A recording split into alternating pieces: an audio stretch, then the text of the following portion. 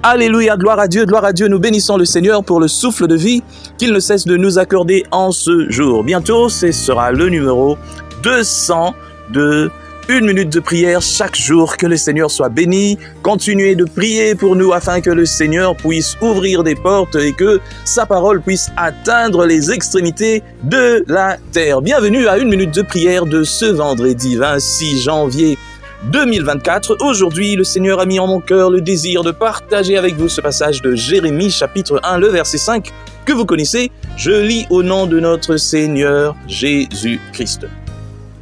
Avant que je t'eusse formé dans le ventre de ta mère, je te connaissais.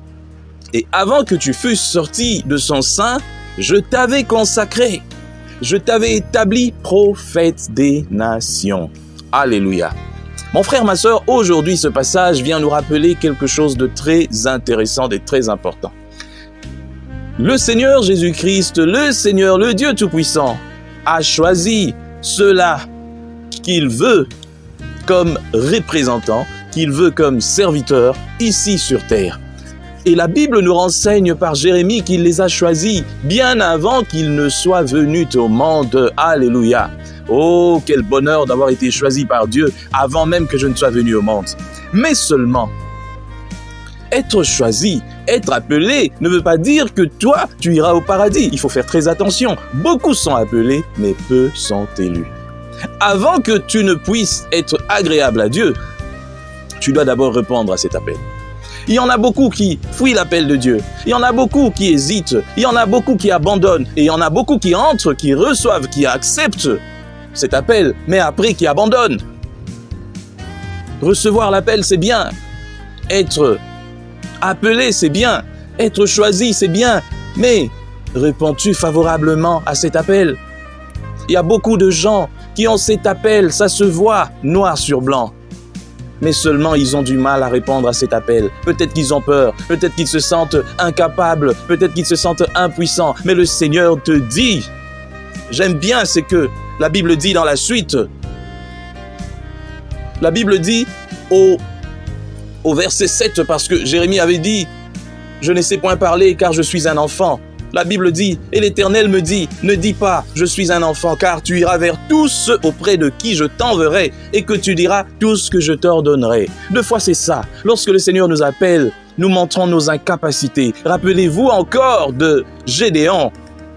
Le Seigneur l'appelle vaillant guerrier, vaillant héros. Oh, j'ai jamais combattu moi. Mais c'est ça, le Seigneur dit, toi qui me suis maintenant, tu as reçu l'appel de Dieu et tu dois aller.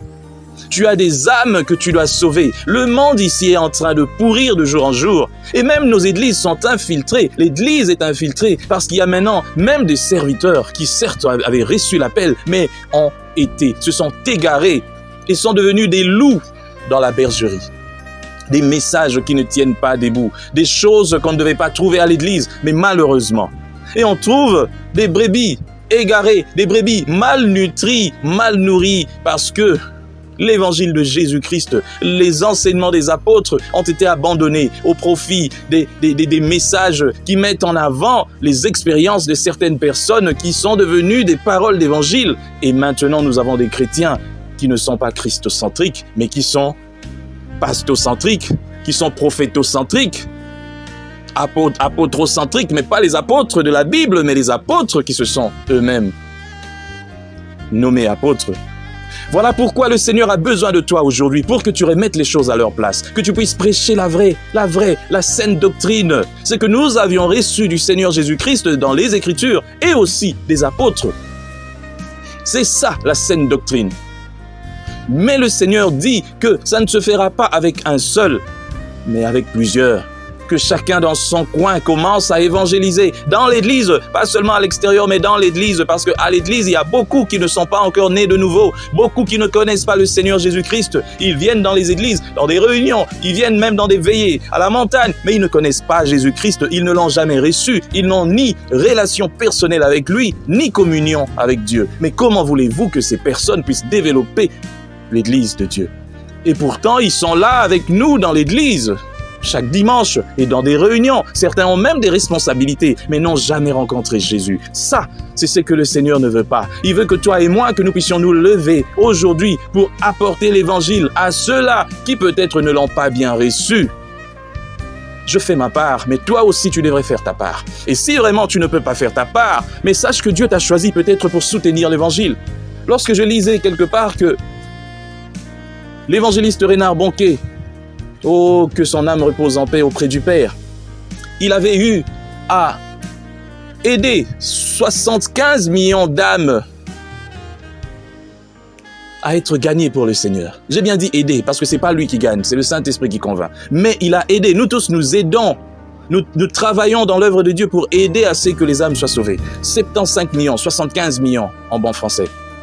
Alors, vous pensez que il est le seul à avoir ce mérite? Non, il y a des gens qui ont mis de l'argent pour que l'évangéliste Reinhard Bonnke atteigne l'Asie, atteigne l'Afrique et tous ces pays. Et tous ces gens qui ont contribué ont aussi une part sur ces 75 millions d'âmes. Voilà pourquoi je dis toujours, tu peux dire je n'ai pas le temps, mais soutiens une minute de prière afin que nous puissions atteindre tout le monde. C'est aussi une façon pour toi de pouvoir participer à l'évangélisation. Que Dieu te bénisse, toi qui m'écoutes, nous prions. Seigneur, merci pour cette parole. Je prie, Seigneur, que toi, tu puisses aider une minute de prière chaque jour à atteindre, Seigneur, les sommets, à atteindre les extrémités de la terre, à être, Seigneur, partagé en toutes les langues, à être, Seigneur, à devenir le favori de tous ceux-là qui sont dans les réseaux sociaux, à gagner les réseaux sociaux. Seigneur, c'est ça notre prière. Nous voulons atteindre des millions. Pourquoi est-ce que des choses sans intérêt atteignent des millions de personnes, des millions de vues, des millions de j'aime? Pourtant, ta parole est en train encore, Seigneur, de monter, mais petit à petit. Mais nous savons qu'avec toi, nous avons du succès, car le succès vient de toi, afin qu'on te craigne. Seigneur, nous voulons que ta parole atteigne les extrémités.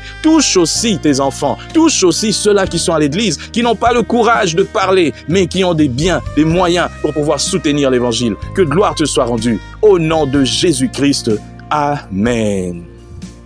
Chers frères et sœurs, dans le Seigneur, vous avez l'occasion de servir Dieu avec votre temps, avec votre intelligence, mais aussi avec vos moyens. Soutenez, restez unis dans une minute de prière chaque jour. Écrivez-nous, envoyez vos dons ici. Que Dieu vous bénisse.